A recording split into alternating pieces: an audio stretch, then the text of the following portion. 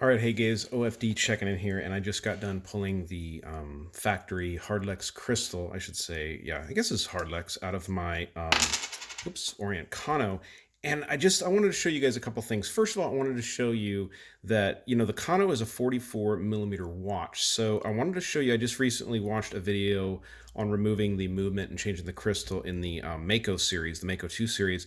There's hardly any plastic or anything like that. There's quite a bit of plastic in the movement holder on this watch. Number one, that's the one thing I want to show you. Also, on most of the newer models, including my Mako 2 that I've taken apart, or my Ray 2, they say cased in China, and this one doesn't say that. As a matter of fact, down here in little letters down at the very bottom, I don't know if I can even focus, but it says Epsom Corporation. So this one actually doesn't say, it doesn't have the encased in China on there. No big deal, but I'm going to go ahead and put the case back on. Now, guys, I'm sorry I didn't show the process of installing it. You guys have probably seen plenty of crystals installed.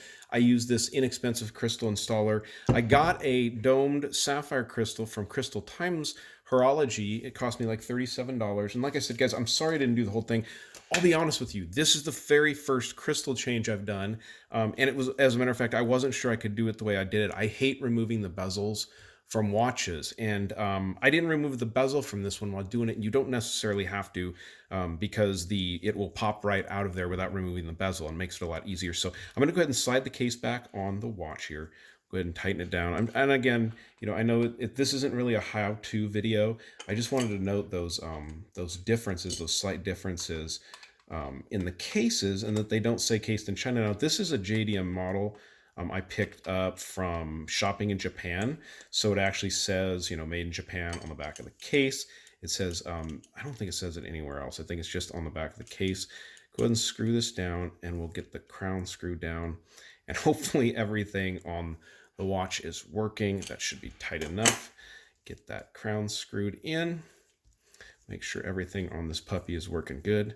And it looks like I did a pretty good job on installing my first sapphire crystal in a watch, guys. It wasn't that hard.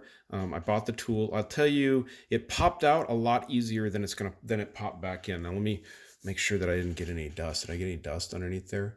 I don't think so, but yeah, domed anti-reflective sapphire crystal now on the Orient Kano definitely upgrades it a bit. I know a lot of people are going to complain about the waterproofness now that I did this myself, but I'm really not too concerned with it. This was a brand new watch. The crystal seal looked perfect inside of there. The case back seal was secure in the case back as I installed it. Everything really came apart quite easily, and this was quite an easy job to do myself. Next time I install a sapphire crystal in a watch, guys, I'll actually do the full how-to video on how to install it. But right now I'm going to go enjoy my my Kano with the new sapphire crystal from Crystal Times in it. All right, guys, thanks.